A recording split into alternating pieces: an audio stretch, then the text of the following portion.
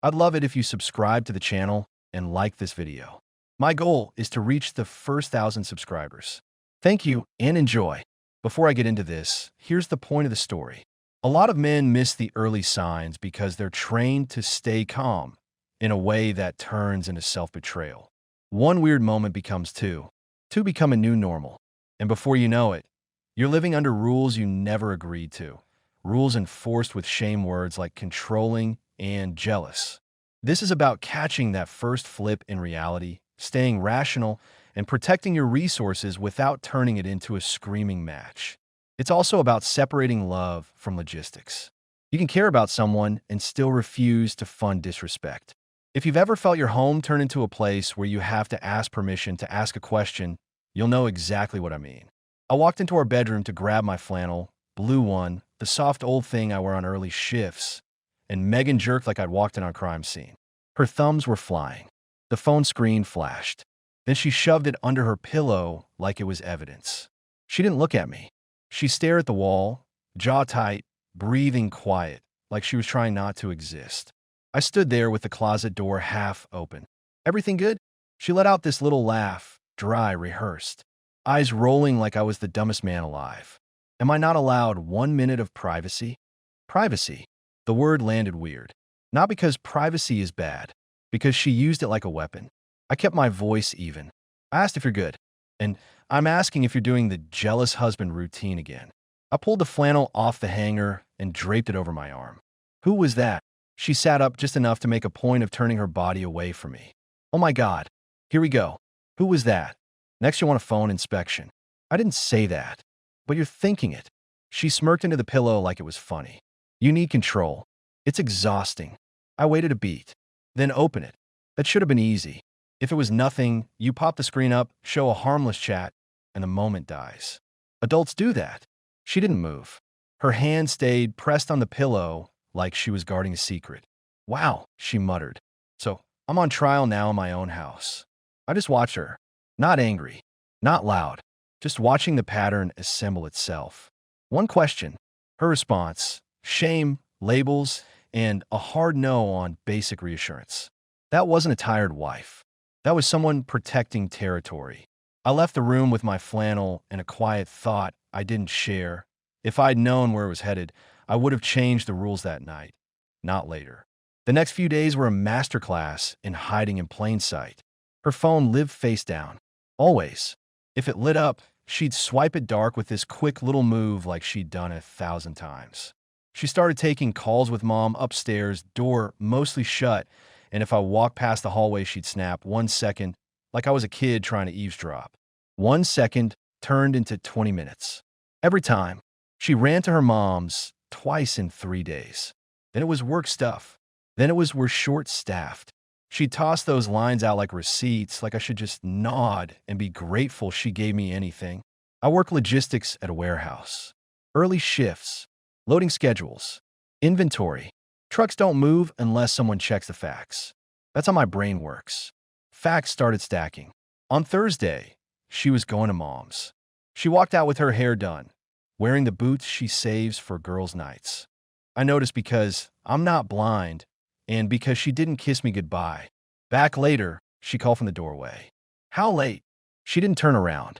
Don't start. That was another flip. I asked a basic timing question. She tried to make an attitude problem. I stopped asking, not because I was scared, because questions were pointless when the other person's goal wasn't clarity. It was control. Saturday morning, I was in the kitchen making coffee, half awake, staring at the sink like it owed me money. Megan's phone buzzed on the counter.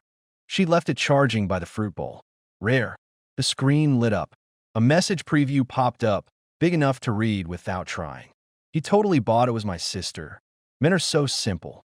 You owe me for that. From Megan. Not to me. I didn't touch the phone. I didn't need to. The preview was enough. I stood there with the mug in my hand and felt something inside me go quiet. Not heartbreak. Not rage. Clarity. This wasn't a misunderstanding. This was a strategy. A plan with an audience. She was reporting results like a salesperson. Men are so simple. And her sister owed her. I took a sip of coffee.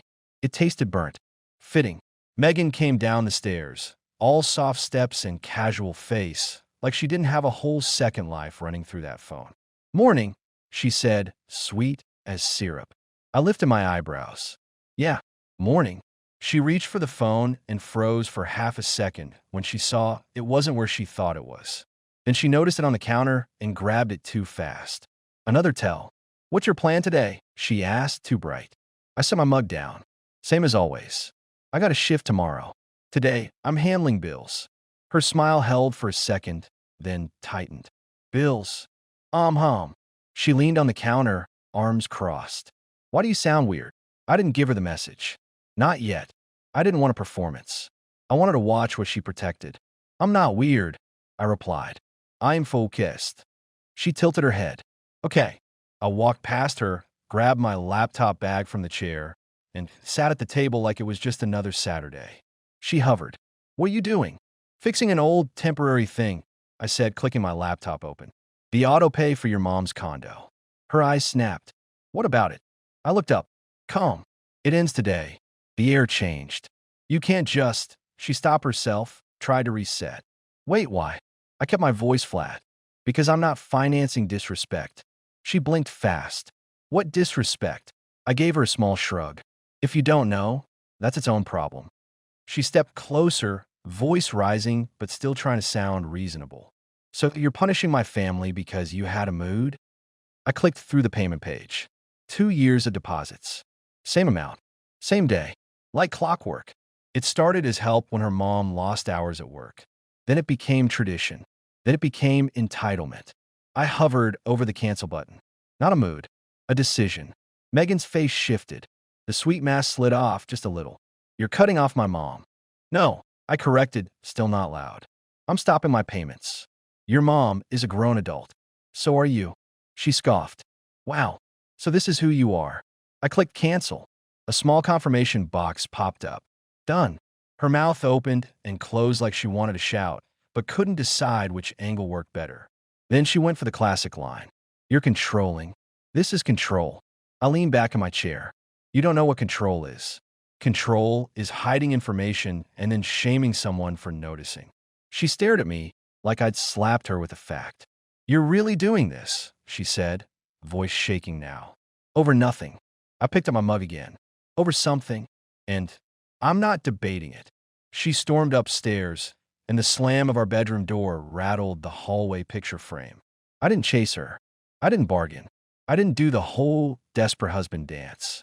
I opened a new bank account that afternoon and set my paycheck to split deposits. Not because I was panicking, because my life doesn't run on hope. That night, she came down like a different person. Dinner was on the table. Real dinner. Not microwave. She even lit a candle like we were in a commercial. She smiled at me, soft eyes, gentle voice. "I made your chicken, the way you like." I sat down slowly. "What's this? Can't I just do something nice?" She reached across the table and touched my hand. "I'm sorry about earlier. I've been stressed." There it was. The first illusion. A little apology. A little warmth. A little "I'm trying." I didn't pull my hand away. I also didn't lean in. I kept my posture the same, like a man in a meeting. "Stressed about what?" I asked. She looked down, then up. "My mom. Money. Everything. You know." I nodded once. "And the phone thing?" Her eyes flicked. "What phone thing?" I let out a small breath, almost a laugh. "Right." She squeezed my hand harder. "Please don't do this. Don't turn into that guy who keeps score." I took my hand back and picked up my fork. "I don't keep score. I keep receipts." Her smile twitched. "You're being harsh." "I'm being accurate," I replied. "Eat your food." For a moment, she looked like she might drop the act. Then she forced the smile back. "Okay, let's just have a good night." We ate. She talked too much. Too cheerful, like she was filling silence with wallpaper. When we finished, she stood behind my chair and started rubbing my shoulders like she owned the right again. "I miss you," she murmured. I stood up, breaking the contact without drama. "I'm going to the garage for a bit." Her hand hung in the air. "At night, I need space to think." Her voice sharpened. "So you're just going to avoid me now?" I walked toward the back door and glanced over my shoulder. "I'm not avoiding you. I'm adjusting." She followed me to the doorway. "You're acting like I did something wrong." I opened the door. "If the shoe fits, don't decorate it. I went to my old workbench in the garage, sat down, and made a list. Not an emotional list, a logistics list. What I pay for, what I own, what access she has, what needs to change. My phone buzzed around 9. A text from my buddy Ray, a forklift lead on my shift. You good? You sound like you got a storm behind your eyes lately. I typed back, just tightening bolts. Because that's what it felt like. Tightening bolts before something comes apart on the highway. Monday morning, I was at the warehouse before sunrise. Steel racks, pallet jacks, beeping reverse alarms. My kind of noise. Honest noise. I was checking a shipment log when Marcia, my supervisor, a straight-shooting woman in her 50s who didn't play favorites, walked by with her clipboard. "Morning, Nate," she said. "You're early again. Better than late." She nodded like she respected that. "You got a minute after break? We need to talk about next month's routes." "Sure." I was heading toward the break room when I saw a woman near the loading bay entrance, looking around like she was lost but trying to act confident. Blonde hair, expensive coat, too much perfume for a warehouse. Kayla, Megan's sister. She spotted me and walked fast like she owned the place. "Nate," she called, voice bright. Ray was nearby with a pallet. He looked at me with that face like, "Who's the problem?" I kept walking, not rushing. "Kayla, what are you doing here?" She smiled too wide. "I just wanted to talk." "Quick." "About what?" She lowered her voice, like we were sharing a secret. "About the payment. For Mom's place." Of course. I glanced around. Guys were watching. Not because they cared about my marriage, but because drama in a warehouse is better than coffee. I kept my tone polite. "This isn't the place." "It'll take 2 minutes," she insisted. "Mom's really upset. Megan's upset. You can't just pull the rug out. Maybe restart it for a few months while everyone calms down." I let out a slow breath. "You came to my job to negotiate my wallet." Kayla's smile faltered. "Don't make it sound like that." "What should I call it?" I asked. "A family fundraiser?" She blinked. "You're being sarcastic." "I'm being clear." I stepped closer, just enough to lower my voice without looking aggressive. "I don't discuss my finances at work. And I don't discuss them with you at all." Her tone turned sharp. "So you're just going to let her mom lose her home?" I raised an eyebrow. "You're a daughter too. You cover it." Kayla scoffed. "I have my own bills." So does your mother. So does your sister. Welcome to adulthood." Kayla's face went red. "You're doing this to punish Megan." I gave a small shrug.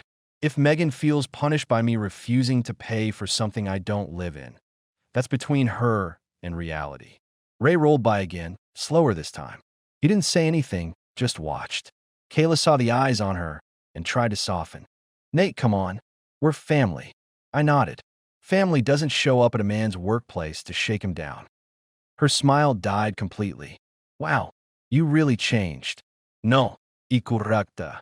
I just stopped being convenient. Marcia appeared at the edge of the bay, clipboard in hand. She didn't look amused. "Everything okay here?" she asked. Kayla snapped her head toward Marcia, then back to me. "We're just talking." Marcia's eyes moved to me. "Nate?" I answered calmly. "This is my wife's sister. She shouldn't be on the floor." Marcia's jaw tightened. "Ma'am, you can't be back here. You need to leave." Kayla threw me a look like I'd betrayed her. Unbelievable. I held her gaze. "Drive safe." She stormed out, heels clicking like a threat. Ray drifted up beside me. "That was spicy." I exhaled. "Yeah." He nodded toward the door. "You want advice?" "No." He grinned. "Good. You wouldn't take it anyway." I almost smiled. Then my phone buzzed. "Megan, why is Kayla texting me, saying you embarrassed her at your job?" I typed back because she tried to buy back my autopay. A second later, she was trying to help. "You didn't have to be cruel." I stared at the screen. Cruel. That was their favorite word when the money stopped. I wrote, "Tell her not to come to my job again." I put the phone back in my pocket and went back to work. That evening, Megan greeted me at the door like a talk show host. "Hey, babe," she said, too bright again. "I made dessert." I stepped inside and saw the living room staged like a set. Clean pillows, soft music, candles again. She touched my arm. "Can we just reset? Please." I hung my jacket on the hook. "What does reset mean?" "It means we stop fighting," she said quickly. "We go back to normal." I looked around at the candles. Normal like last week? The privacy speeches and the disappearing acts. Her smile tightened. You're stuck on that. I'm stuck on reality. She moved closer, voice lowering, softer. I love you. I don't want us like this. I nodded slowly. Then stop using shame words when I ask basic questions. Her eyes flashed. I'm not shaming you. I'm asking for respect. I let out a short laugh. Respect. Coming from the person who hides a phone like it's radioactive. Her face hardened. So you did see something. I didn't blink. I saw enough. Megan's throat worked like she was swallowing anger. Then she did a pivot so fast, it almost impressed me. I booked us a weekend, she announced. Just us. No family. No stress. We can talk. We can reconnect. There it was. Second illusion starting to form. Bigger. More effort. More romance. I shook my head once. No. Her eyes widened. What? No weekend. No getewa. I'm not being bribed into silence. It's not a bribe, she snapped. It's a distraction. Her voice rose. So you're going to stay cold and punish me forever? I walked past her toward the kitchen. I'm not punishing you. I'm refusing to be played. She followed, faster now. What do you want from me? I opened the fridge, grabbed a bottle of water. Honesty. She threw her hands up. About what? You're making things up. I closed the fridge. Then proving me wrong should be easy. Her eyes went sharp. You want to check my phone again? I want you to stop hiding it. Big difference. You're obsessed, she hissed. I took a sip of water. No, I'm done. That word hit her like a slap.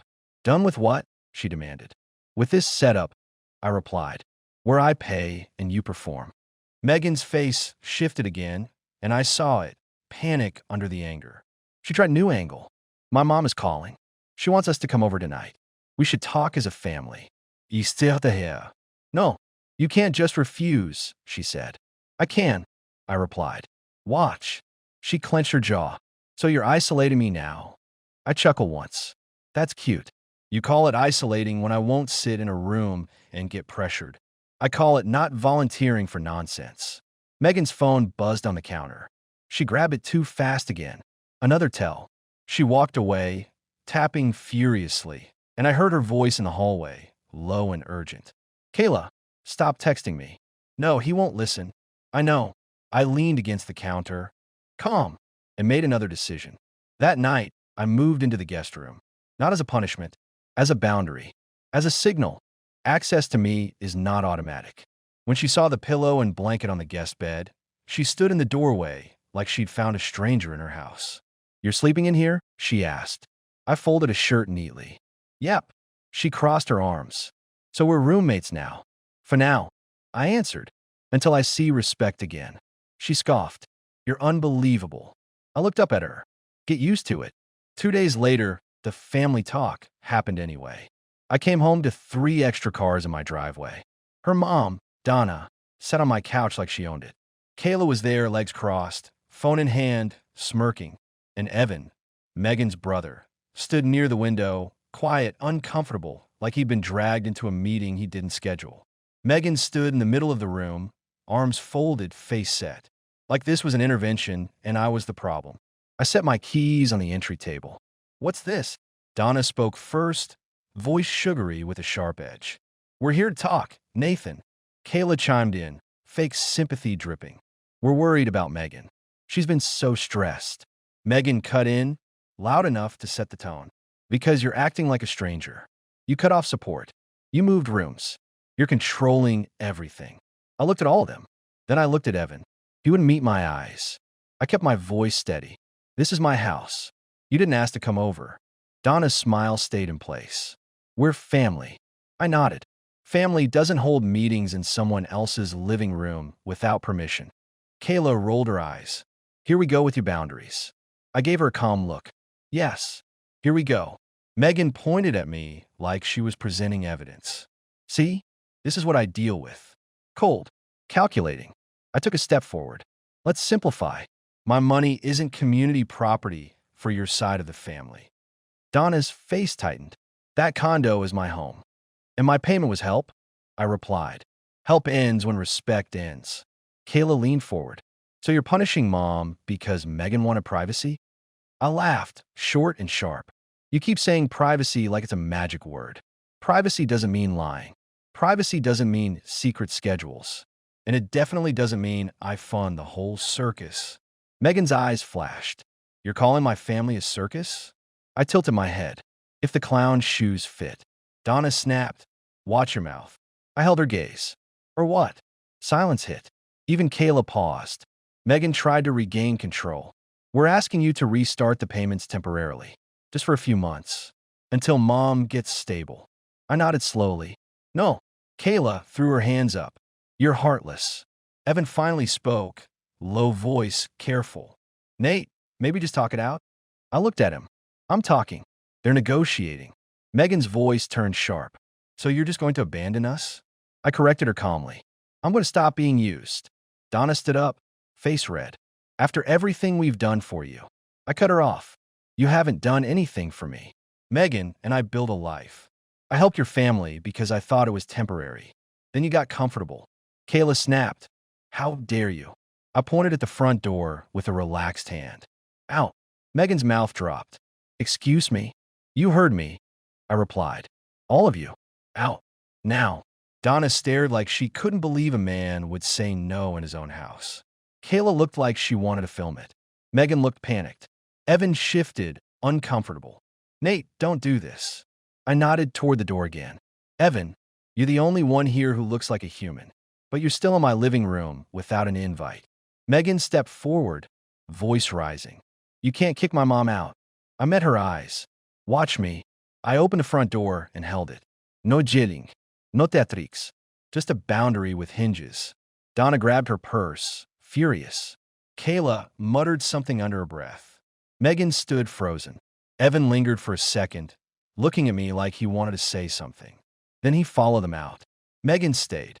The door shut behind the last of them, and the house went quiet. She turned to me, voice shaking. You embarrass me. I shrugged. You tried to corner me. It didn't work. Her eyes narrowed. You think you're so strong. I think I'm done being convenient, I answered.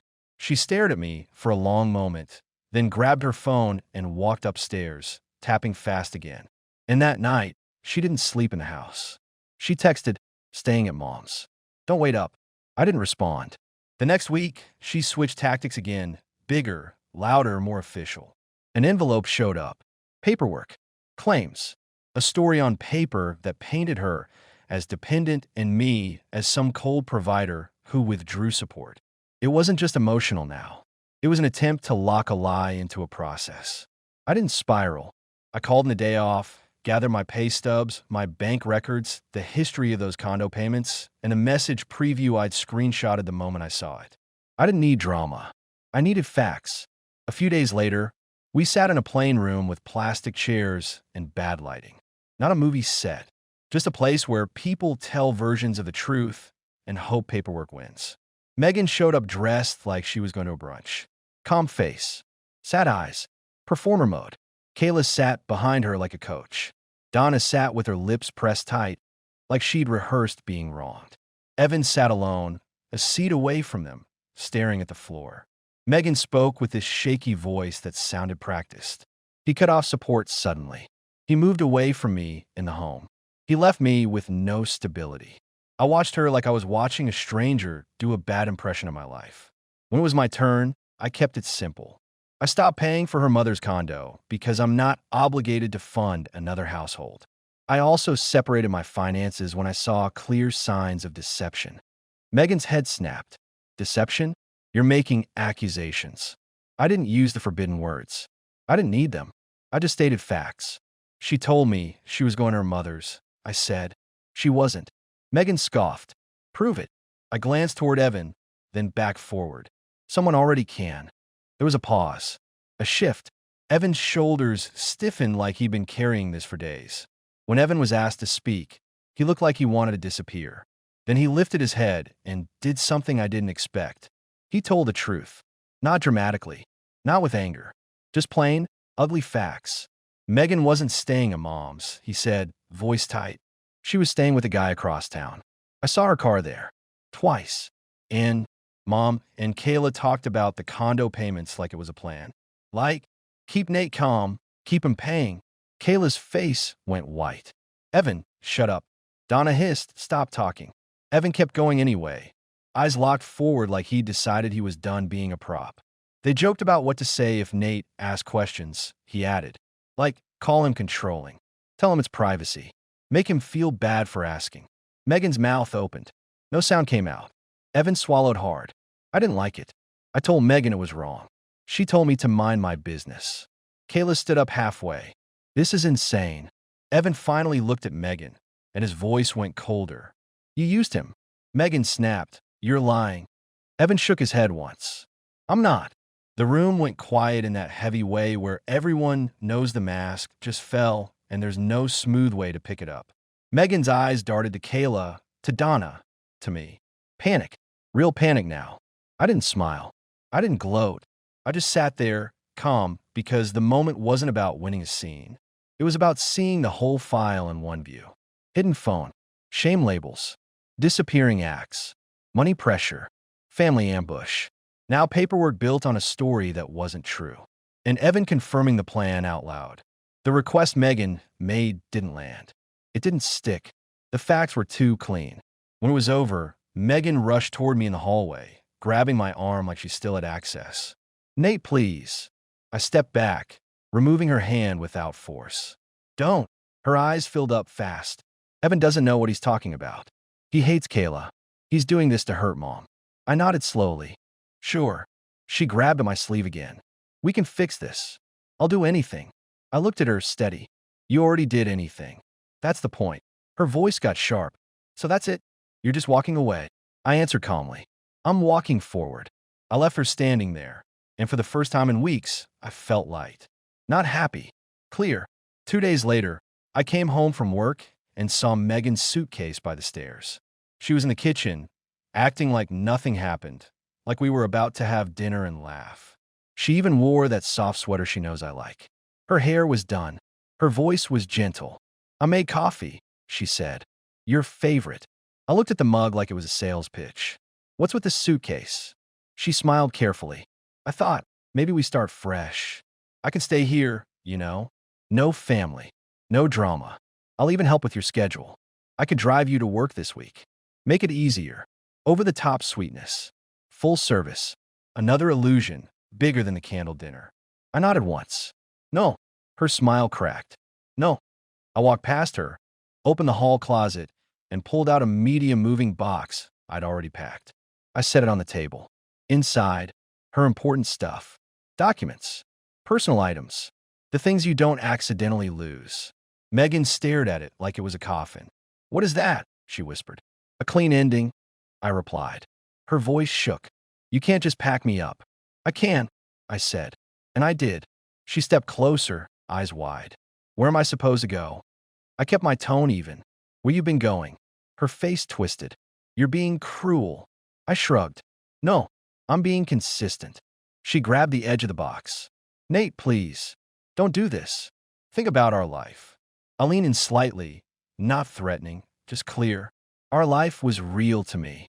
Yours was scheduled. Megan's eyes went hard. So you're throwing me away because you're embarrassed. I let out a quiet laugh. Nice try. I'm not embarrassed. I'm educated. She stared, breathing fast like she wanted to scream, but knew it wouldn't work anymore. I pulled a folded paper from my pocket and set on top of the box. What's that? She snapped. A time window, I replied. Saturday, 10 to noon. You bring someone to help, you take your things. Afternoon, the locks change. Her mouth dropped. You can't change the locks. I own the house, I answered. And you've already tried making paper tell your story. I'm done letting you write mine. Megan's eyes flashed. You're going to regret this. I nodded. Maybe, but I won't be paying your mom's rent while I regret it.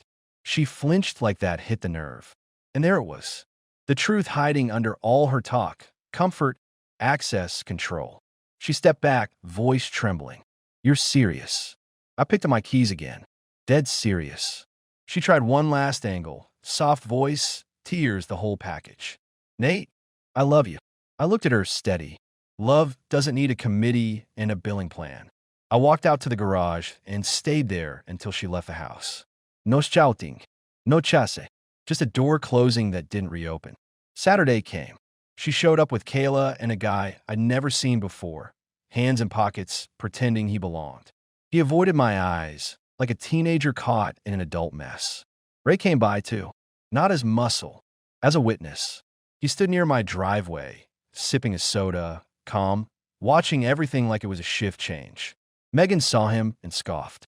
Seriously? You brought a friend? Ray smiled politely. Morning. I nodded toward the doorway. 2 hours. Take what's yours. Kayla muttered, this is insane. Ich glänzte her. Still here? Bold. Megan started walking through the house like she was touring a museum that used to be hers. She grabbed random items, then stopped at the guest room door. So you really slept in here, she said bitter. I walked past her. I really did. She turned, eyes sharp. You think you're better than me. I paused and looked at her. I think I'm better without you. That landed. No profanity. No drama. Just a clean sentence with a clean cut. By noon, they were gone. I changed the locks that afternoon. I also changed my life. Within a month, I moved into a smaller place closer to work by choice. Clean, quiet mind. I sold the clutter, kept the tools, built out a real garage setup. No candes. No performances. Just peace. Marcia pulled me aside one morning and offered me a step up. More responsibility, better hours, more pay. You're steady, she said. I need steady. I took it. A few months later, I met Tara through a friend at a weekend cookout. She was direct, calm, no games. The kind of woman who says what she means and doesn't need an audience. On our third date, she asked, do you need to check my phone to feel safe? I smiled and shook my head. No, I need respect to feel sane. She nodded like she understood. Good. Same. Megan? I heard things through the grapevine. Not from me checking. From people talking. She ended up in a smaller apartment. Picked up extra shifts. The guy she'd been staying with, yeah, that one, wasn't built for grown bills. He was built for grown stories. Kayla stopped calling. Donna stopped acting like I was a community resource. Evan texted me once. Sorry it went down like that. I couldn't keep my mouth shut anymore. I replied, you did the right thing. Take care of yourself. And that was it. No long speech. No dramatic closure dinner.